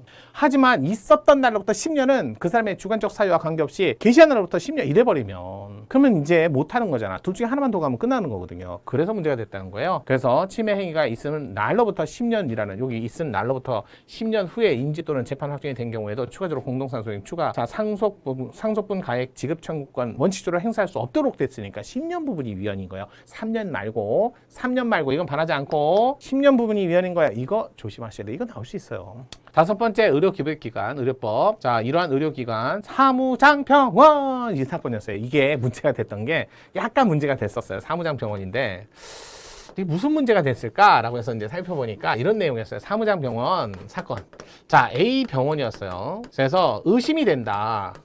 조사해야 된다라고 해서 딱 떨어지는 순간 그 날부터 이 사무장 병원에 자 의료보험공단에서 이 지급되는 금액이 있잖아요. 환자 부단 한 20%에서 40%까지도 가는데 뭐 60%짜리도 있어요. 나머지는 의료보험공단에서 보험급여를 줄 거 아니에요. 이거를 정지시켜버려요. 이거를 조사하고 의심이 돼서 조사하면 그러면 나중에 이 의심돼서 조사하는 기간이 정지가 됐을 때 이 정지되는 금액이 이 병원의 수익의 80%에 해당됐던 거야. 수익의 80% 부분이었다는 거예요. 그러면 이 회사가 이 병원이 의심이 돼서 조사가 딱 떨어지는 순간부터 80% 수익이 없는 거잖아. 근데 이 기간이 6개월, 이 기간이 1년. 근데 나중에 사무장 병원이 아니다라고 판단이 됐어. 회사 망하고 없다니까, 병원. 망하고 없다니까. 그러면 이거 임시적 구호 조치를 할 수 있는 그런 조치가 있었어야 없었어야 돼요? 있었어야죠. 그게 없어서 결국 없어서 헌법 불합치 결정을 받은 거예요. 보세요. 자, 사실을 수사기관에서 수사 결과로 확인했을 때 시장군수구청장으로 하여금 의료급여 비용, 그래서 의료공단에서 지급되는 비용의 지급을 보류, 유예, 의료급여. 그러니까 이게 6개월 1년이 돼버려갖고 나중에 사무장 병원 아니었네요? 이래버리면 벌써 병원 망하고 없다니까요. 그 많은 비용을 어떻게 할 거야? 이 얘기했어요. 그래서 여기 마지막에 보면 자, 잠정적인 지급 보류 상태에서 벗어날 수 있는 지급 보류 처분의 취소라는 절차가 마련되지 않았기 때문에 헌법 불합치 결정. 그래서 이런 명시적 규율이 필요한데도 불구하고 그런 법률을 마련하지 않아서 의료급여 기관 개설자의 재산권을 침해했다. 이거 중요한 판례입니다. 자, 이제 15조 직업의 자유, 재산권에 의해서 경제적 기본권 함께 묶여 있죠. 직업의 자유 볼게요. 사업주로부터 위임받아 고용보험, 산업재해 보상보험에 관한 보험 사무를 대행할 수 있는 기관의 자격을 일정한 기준 충족하는 단체 또는 법인. 이거예요. 산업재해 보상보험법에 관한 보험 사무를 대행할 수 있는 또는 법인 단체의 이런 것들을 공인노무사, 세무사로 한정하고 회계사는 안 되는 거야. 여러분 생각해 볼게요. 회계사 뭐 하는 것이에요? 대체대표 회계 장부 작성 이런 거 하는 것이잖아요. 그 회사 회계 건전성. 뭐 영행위를 그런 걸 하면 안 되죠. 영업행위라는 것이 아니잖아요. 그렇기 때문에 보통 공인노무사나 세무사와 달리 세무사와 달리 회계사를 이런 어떠한 보험 사무 대행을 할 수 없도록 하는 것은 공인회계사 이거는 반하지 않습니다. 이건 업이 다르기 때문에 그래요. 2번 자, 주 52시간 상한제 자체는 반하지 않아요. 45시간, 52시간 반하지 않습니다. 요거. 그다음에 3번 국민권익위원회 심사보호국 소속 5급 이하 7급 이상의 일반직 공무원에 대해서 퇴직일로부터 3년간 취업을 제한. 아무래도 국민권익위원회 심사보호국 소속이니까 이게 심사국이에요. 쉽게 얘기해서. 그러면 피감기관이라는 게 생기겠죠. 그러면 그분들이 거기 나와갖고 피감기관에 바로 들어가 버리면 이게 정상적으로 나온 게 아니라 일부러 나오는 경우도 생긴다는 거예요. 그래서 이거 공직자윤리법 자체는 반하지 않습니다. 이렇게 해서 심사보호국 소속 5급 이상, 5급 이하 7급 이상 일반직 공무원에 관한 부분은 침해하지 않는다. 아무래도 피감기관이라는 개념의 어떤 심사기관이기 때문에 그렇습니다. 이렇게 보시면 돼요. 약간 유착되는 걸 막기 위해서 그런 거예요. 자, 선거권 선거제도하고 함께 자 볼게요. 1번 정치자금법 45조에 규정된 죄를 범한 자 또는 국회의원으로서 그 죄임 중에 직무와 관련해서 특정범죄 가중처벌법을 포함해서 자 보세요. 징역형의 선고를 받고 그 형의 집행 종료된 후에 10년이 경과하지 않은 자 선거권을 인정하지 않는 거. 요거 여러분 공직선거법 18조 19조에 보면 자 특정범죄 처벌에 관한 법을 포함해서 일단은 거기서 뭐라고 되냐면 선거권은 100만 원 5년, 그 외 나머지는 10년, 피선거권은 500만 원 5년, 나머지는 그 외에 전부 다 10년 내에는 선거권, 피선거권 이렇게 규정이 있어요. 18조, 19조. 그래서 선거권을 인정하지 않는 공직선거법 조항. 자, 18조 보세요. 18조. 자, 이 부분은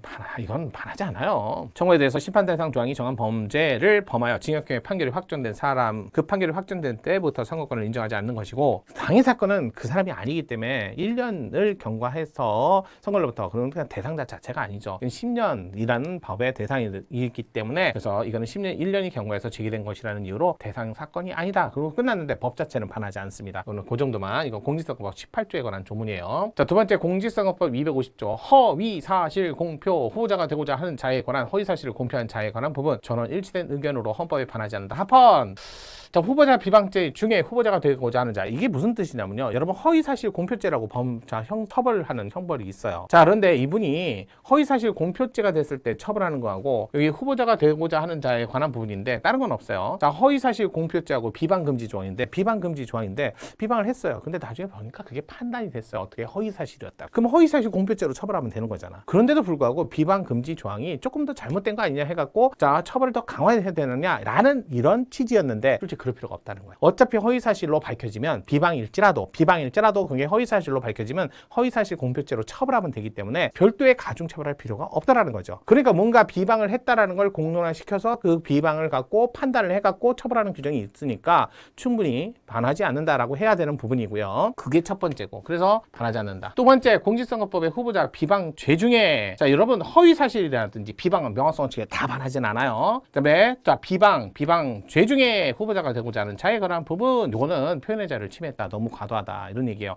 어차피 뭐 처벌하는 내용이 따로 있으니까 논의를 해봐야 되는다. 이게 무슨 뜻인지 그런데, 그러면 시험에 나올 건 뭐냐면, 첫 번째, 이 사건 허위사실 공표 금지 조항 중 허위사실 부분과 비방 금지 조항의 비방 부분은 이거 명확성 원칙에 반하지는 않습니다. 이거부터 암기. 명확성 원칙, 비방, 허위사실, 명확성 원칙에 반하지 않아요. 자, 다만 명확성 원칙에 반한다 해서 곧 과잉금지 원칙에 반하지 않는다, 그런 논리는 안 된다니까요. 이게 요건 파트에서 용어를 판단한 거, 효과 파트에서 용어를 판단한 거 두 개 하나를 보셔야 돼. 효과는 수단이잖아요. 국가적용 수단. 요건은요, 그 수단을 나가기 위한 필요한 전제 조건이잖아요. 그럼 전제 조건에 있는 법률 용어가 명확하지 않다. 그렇다 해서 수단이 과잉금지 원칙에 반하는 건 아니잖아요. 그거 이거예요. 허위사실 공표, 비방, 그거 자체는 요건에 관한 문제이기 때문에 둘 다 명확성 원칙에 반하지 않아요. 하지만 그랬을 적에 그럴 때 형사처벌하는 내용이 너무 별도의 형사처벌하는 내용에 관한 판단은 과잉금지 원칙에 반하나요? 라고 했던 거예요. 그랬는데 과잉금지 원칙에 위배돼서 정치적 표현의 자유를 침해한다, 이런 사건이니까 명확성 원칙을 묻는 건지 과잉금지 원칙을 묻는 건지 구분해야 될 문제라는 거예요. 이건 나올 수 있어요. 허위사실, 허위적시 비방 행위를 형법상 사실적시 명예훼손죄만으로 처벌하는 것은 충분하지 않고 공직선거법상 특칙이 필요하다는 의견도 있을 수 있어요. 하지만 그래도 충분하다는 거예요. 그러나 이 사건의 비방 금지 조항, 법정형이 형법상 사실적시 명예훼손죄보다 더 중하고, 그다음에 공직선거법상 특칙을 적용할 경우 위반자에게는 더 큰, 아니 또 중죄로 처벌하는데 더 큰 벌이 필요할까? 필요가 없다는 거죠. 위반자에게 더 큰 불이익이 부여되는 것인데, 이는 스스로 공론의 장애에 뛰어든 사람에 대해서 만약에 논의는 한번 해봐야 될 거 아니야. 제기는 한번 해봐야 될 거 아니야. 근데 이걸 강하게 더 처벌해버리면 말을 못하게 되는 거지. 그러니까 뭐가 되는 거야? 정치적 표현의 자유를 침해하게 된다, 이렇게 되는 거예요. 더 강하게 처벌을 하게 되니까. 따라서 스스로 공론의 장애에 뛰어든 명예를 일반인의 명예보다 더 두텁게 보호하는 것이다. 또한 자, 공직선거법 특별 규정이 적용되지 않더라도 충분히 수사기관, 재판기관, 선거 결과 관련이 있다는 점을 고려해서 수사 재판을 신속하게 진행할 수 있는데도 불구하고 비방 금지 조항 자체가 결국 더 가중 처벌하게 돼 있기 때문에 최소성 원칙에 반했다, 이렇게 보시면 돼요. 이건 되게 좀 내용이 어려운데요. 그냥 명확성 원칙에는 비방, 허위사실, 명확성 원칙에 반하지 않지만 과잉금지 원칙에 반해서 말을 못하게 만들더라, 가중처벌해서, 이렇게 생각하시면 돼요. 자, 직업공무원제도 공무단위권 25조 볼게요. 자, 1번, 공무원에게 재해 보상을 위해서 실시되는 급여의 종류로 일반 근로자에 대한 산업재해 보상보험법과 달리 휴업급여, 상병, 보상연금 규정을 두고 있지 않은 공무원 재해 보상법. 아예 공무원은 국가공무원법 또는 공무원, 자, 여러 가지 혜택에 관한 법이 있으니까, 그러니까 거기에 재해 보상을 당했을 때 실시되는 급여의 종류에 휴업급여나 상병, 보상, 연금의 3제법을 적용하지 않는다 해도 반하지 않습니다. 일반론이고. 자, 형사피해자 재판 절차 진술권 판례 볼게요. 자, 1번. 요거. 요즘에 말이 많죠. 뭐, 박송신가? 뭐, 이렇게 해갖고. 이게 재산범죄에 한해서만이에요. 친족상도례. 아시겠죠? 328조. 재산범죄. 그런데 이게 어디에서 벌어졌을 때? 친족 간에 벌어졌을 때. 근데 이 친족의 범위를 정해놓은 거죠. 이 범위 내에 들어오면 예외가 없어요. 범위 내에 들어오면 예외 없이 공소제기가 안 된다. 예외 있어야 된다, 이런 뜻이에요. 그래서 여기 보세요. 무조건 형을 면제하도록 규정한, 이 사건의 재산범죄 가해자, 피해자 사이에 일정한 친족관계 있는 경우 일률적으로, 요거였잖아, 예외 없이 형을 면제하도록 한 친족상도례. 자, 로마법이나 대륙법에서는요, 이런 친족상도례가 거기서 나왔지만 거기는 그런 경우가 아주 끈끈하지 않아요. 무슨 가족이 중요한 개인주의 사회잖아요. 별로 없어요. 그러니까 거기서는 친족상도례를 규정을 둬도 사건 자체가 많이 없고 넓지 않기 때문에 별로 사람들이 부담이 안 가죠. 근데 우리는 가족관계 본위에 전통이 있는 나라다 보니까 사건이 많다는 거예요. 또 그 중대 사건도 많고. 그러면 예외 없이 일률적으로 무조건 면제부를 줘서는 된다, 안 된다는 거예요. 그래서 결국 피해자 입장에서는 재판이 안 열리니까 재판 절차 진술권을 침해했다. 요거 판례 꼭 기억하세요. 그래서 일률적으로 예외 없이. 자, 사회적 기본권 볼게요. 1번. 복수의 노동조합 구성된 교섭단체 노동조합을 통해서 교섭하도록. 요 판례. 옛날에 여러분들 아마 교섭단체 관련된 판례는 다 아실 거예요. 근로 3권이죠. 단결권, 단체 교섭권, 여기는 뭐가 들어간다? 체결 권한도 포함되어 있다. 그 다음에 마지막 단체 행동권. 자, 본 사안에서는 단체 행동권이 문제된 사건이었어요. 왜? 요 교섭을 하기 위해서 창구를 단일화한 건 기존의 판례가 합헌 결정을 했어요. 이거 참 좋은 제도다. 왜? 하나의 회사에 여러 노조가 이렇게 있을 때, 그럴 때, 자, 각각 사용자하고 합의를 했는데, 여기 다르고 이걸 악용해서 이간질을 시킬 수 있잖아요. 그래서 뭐 한다? 한쪽에다가 단체 교섭을 위한 단일화를 해놓은 거죠. 창구를 단일화. 그러면 아무래도 창구를 단일화하면 효율적으로 여기서 교섭한 내용은 모든 노조에 다 똑같이 적용하면 그러면 이간질을 막을 수 있잖아요. 또 차별 취급이 안 될 수 있고요. 그럴 때 이것도 창구를 단일화할 때 어떻게 하냐면 뭐 전원 표결로 결정을 하고요. 우선. 만약에 이게 안 된다면 이게 안 될 때는 과반수 이상이 포함된 노조가 그냥 자동적으로 결정이 돼요. 그랬더니 얘네들이 그러면 단체 행동을 행사할지 말지를 얘네들이 단독으로 결정한다? 그건 아니에요. 자동으로 결정해도 전 노조원의 표결로 정하도록 돼 있기 때문에 이렇게 창구를 단일화하고 그 단일화하는 과정 속에서 표결로 하는데 표결이 안 됐을 때 과반수 이상이 포함된 노조가 자동적으로 창구가 단일화된다 해도 그런 단체 행동권을 침해하지 않는 이유는 모든 사람의 표결로 결정하기 때문에 노조원들의 단체 행동권을 침해하지 않는다. 이 판례였어요. 그러니까 어떻게 보면 단일화 창구를 만드는 거에 이어서 약간 연장선상의 판례라고 보시면 돼요. 자, 노동조합이 구성된 경우 교섭단체 노동조합, 이게 교섭 대표 노동조합, 창구를 단일화한 거죠. 통해서 교섭을 하도록 하는 과거 판례 합헌이었어요. 그래서 교섭 대표 노동조합 정하지 못할 경우에는, 그럼 표결로 정하는데 이게 안 될 때는, 정하지 못할 경우에는 과반수의 노동조합이 교섭 대표 노동조합이 되며 교섭 대표 노동조합만이 쟁의를 할 수 있도록 주도할 수 있도록 규정한다 해도 반하지 않는다. 뭐에 반하지 않는다? 단체 행동권을 침해하지 않는다. 이렇게 보시면 될 것 같습니다. 단체 행동권 오랜만에 나온 판례라는 거, 말은 긴데 이렇게 간단히 정리하시면 될 것 같아서 청군들의 단체 행동권을 침해하지 않는다. 자, 인간다운 생활의 권리 볼게요. 첫 번째, 외국인 중에 영주권 및 결혼 이민자만을 긴급재난지원금 지급 대상에서 포함시키고 난민 인정자를 난민은 아직 우리나라 국가에서는 난민만 인정된 거죠. 그래서 이분들하고 결혼 이민자하고 영주권자를 차별 취급하는 건 문제가 됐던 사건이에요. 이게 문제예요. 그래서 난민 인정자를 제외한 2020년 5월 13일자 관계부처 합동 긴급재난지원금 가구 구성 이의신청 기준 관련 기준 그다음에 가구 구성 세부 기준 가운데 외국인만으로 구성된 가구에 관한 부분, 요게 이제 차별 취급이 됐나? 이게 코로나 때 생긴 사건이에요. 코로나 때 긴급재난지원금, 이게 코로나19 사건. 코로나19는요, 솔직히 말해서 나가고 싶어서 나간 것도 아니고 못 나가고 싶어서 가기 싫은데 못 가고 그런 거 아니잖아요. 그러면 그때 당시에 재난지원금 지급할 때 그 사람들 나가고 싶어도 못 갔는데 당연히 다 해줘야 되는 거 아니에요? 그런 얘기하는 거예요. 그래서 코로나19로 인해서 경제적 타격을 입었다는 점에 있어서는 영주권자, 결혼이민자, 난민인자 요거예요. 이건 인류애죠. 차이가 있을 수 없으므로. 근데 왜 인정 안 해줘? 이랬던 사건이라고요. 코로나가 뭐 비껴갑니까? 외국인이라고 비교하고 남인이라고 비교하고 똑같이 재난지원금 지급해줘야지. 그래서 그랬던 사건이라고요. 따라서 차이가 있을 수 없는데도 회복을 위한 지원금 수급 대상자 자격이 있어서 역시 이들의 차이가 발생한다고 볼 수 없다. 그런데도 불구하고 난민인자 제외했다. 반한다. 헌법 위반된다. 이렇게만 보시면 좋을 것 같습니다. 차별 취급 평등권 침해. 두 번째, 안경사가 전자상거래를 통해서 콘택트 렌즈를 판매하는 행위를 금지 의료기사 법률. 반하지 않습니다. 이건 어쩔 수 없어요. 콘택트 판매니까 안경사의 콘택트 판매 부분. 자, 그래서 전자상거래를 통해서 아무래도 조금 전문성이 있어야 되기 때문에 그렇다. 이렇게 보시면 될 것 같습니다. 너무 전문적인 판례니까 반하지 않는다. 직업의자를 침해하지 않는다. 세 번째, 자동차 사고 피해 지원 사업의 재원 회수 가능성을 고려하여 잠재적으로 남아 상환 능력 장래 있는 있을 것으로 예상되는 유자녀에게 장래는 있을 것으로 이 말이 뭐냐면요, 자동차 사고 피해자예요. 근데 그분한테 재원을 지원하는데 왜 지원을 해줬냐면 그분에게 자녀분이 있는데 자녀분의 교육을 위해서는 돈이 필요하잖아요. 왜냐면 중증 장애를 얻었는데 일을 해서 돈을 받을 수 없으니까 생활 자금으로 지급한 이유는 자녀에게 교육비를 지원한 거야. 그랬을 적에 이 유자녀가 나중에 성년이 되면 그 지원된 금액을 갚으라고 하면서 전제조건으로 지원을 해주는 거예요. 그러면 저 지원의 형태에 따라서 나중에 조금 더 대출 자금이 조금 더 부드럽게 갈 수 있겠죠. 좀 혜택을 많이 받을 수 있지 않을까요? 그래서 장래에 있을 것으로 예상되는 유자녀에게 상환의 의무를 대출 생활지급을 지급하고 중증 장애인과 피부양자에게 상환 의무 없는 재활보조금, 생계보조금을 지급함으로써 유자녀만을 달리 취급하는 건 합리적 이유가 있다. 왜냐면 교육자금을 지원했으니까 그렇다. 이렇게 생각하시면 될 것 같습니다. 자, 환경권. 자, 학교시설 유해 중금속 유해물질 예방 관리 기준. 생각나죠? 이게 마사토. 옛날에 방사성 물질이 있다 생각하고 또 요즘에 보니까 그 고무 이런 거 탄성 포장재 이런 거 있잖아요. 인조단디. 요게 학교 보건위생법에 이렇게 기준이 적혀져 있어요. 있어요. 그래서 이 인조단지라든지 탄성 포장재 인조단지, 그래서 왜 우레탄처럼 이렇게 퉁퉁 튀는 거 있잖아요. 고무 이렇게 증금된 거.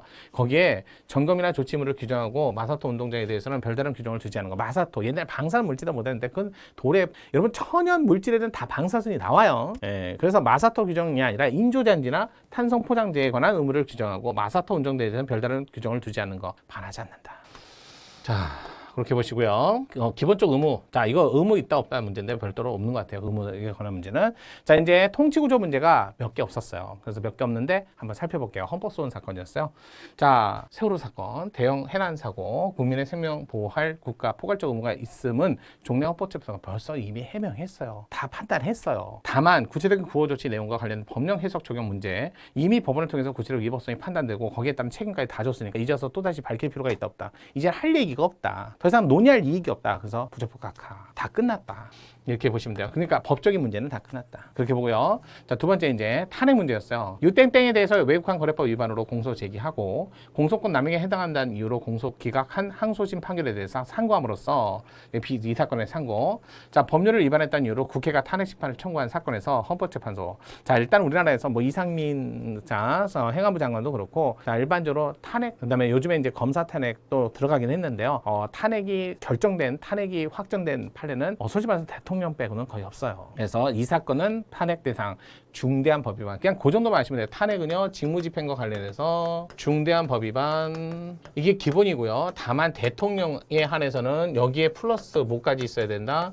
민주적 정당성을 반하는 경우까지도 함께 포함되어 있어야 된다는 거 꼭 기억하세요. 이렇게 해서 당해사는 뭐 탄핵이 아니었다. 이 정도 보시면 될 것 같아요. 자, 권한쟁의 심판 한번 볼게요. 자, 최근에 권한쟁의도 마찬가지인데 이게 사건이 있었어. 국회의원과 국회의장의 권한쟁의. 근데 그 권한쟁의 중에 임기가 끝나버린 거야. 임기가 끝났으면 더 이상 할 필요 있어 없어요? 없죠. 그래서 그 사건도 있으니까요. 그래서 그 사건인데 여기는 자 보세요. 자, 권한쟁의 심판 중 국회의원직을 상실한 국회의원 2명의 권한쟁의 심판 절차 임기가 끝났거나 상실하면 종료해요. 피청구인 국회의장이 방송통신위원회 위원장, 검사 2명에 대해서 탄핵소추 철회를 수리한 행위 또는 피청구인 국회의장이 자 탄핵소추안과 동일한 내용에 다시 발의된 위 검사 2명에 대해서 탄핵소추안을 국회 본회의 안건으로 상정 표결을 실시한 후 가결 선포한 행위 모두 다 이는 자 침해하지 않는다. 왜? 그건 절차상의 문제잖아요. 뭐 막은 건 아니잖아요. 그래서 그런 정도만 보시면 될 것 같습니다. 내용 자체는 뭐 없어요. 그렇게 보고요. 이제 마지막 이제 문제 이거 하나만 정리하면 될 것 같아요. 자, 국회의원인 청구인이 국회의장 피청구인 청구에 대해서 30일 출석 정지 징계한 가결되었음을 선포한 행위. 이거는 표결 결과를 알린 것밖에 없잖아요. 근데 이게 바로 그거예요. 아니 그래서 권한쟁의 걸었어. 그런데 임기가 만료됐어 여기. 그러면 아유 심판 절차 종료로 끝났다. 아주 해석하지만 6월달 판례였는데 권한쟁의 판례가 보세요. 우리나라 통치구조에 관한 판례가 그렇게 많지도 않고 그래서 논의될 건 거의 다 논의됐기 때문에 그래서 국회의장과 국회의원에 관한 권한쟁의 사건에서 근데 임기가 끝났기 21대 국회의원의 임기가 끝났기 때문에 심판 절차 종료 선언으로 마무리가 됐다 정도만 보시면 되고요. 의원직 상실돼도 마무리가 되는 거 아시겠죠? 종료되는 거 그대로 보시면 될 것 같습니다. 자, 그러면 여기까지가 여러분들이 하는 자 6월 달까지 있었던 헌법재판소 중요 결정 내용 보세요. 여기서도 뭐 나올 거 안 나올 거 눈에 뻔히 보이잖아요. 자, 그러면 하반기 때도 정리를 하겠지만 매달 또 제 유튜브 이런 데다가도 한 달에 한 번씩 또 정리를 해서 올리니까요. 한 번에 보시든 아니면 이렇게 짤 해갖고 다달 보시든 그거는 여러분의 선택에 달렸습니다. 자주 보세요. 헌법재판소 판례는 갑자기 시험 직전에 1년치를 본다. 분량이 적지 않습니다. 그러니까 차라리 한 달씩 보든지 아니면 전반기 후반기 정리를 하는 게 바람직한 수험 대처가 아닐까라는 생각이 듭니다. 여기까지였습니다. 정인영 헌법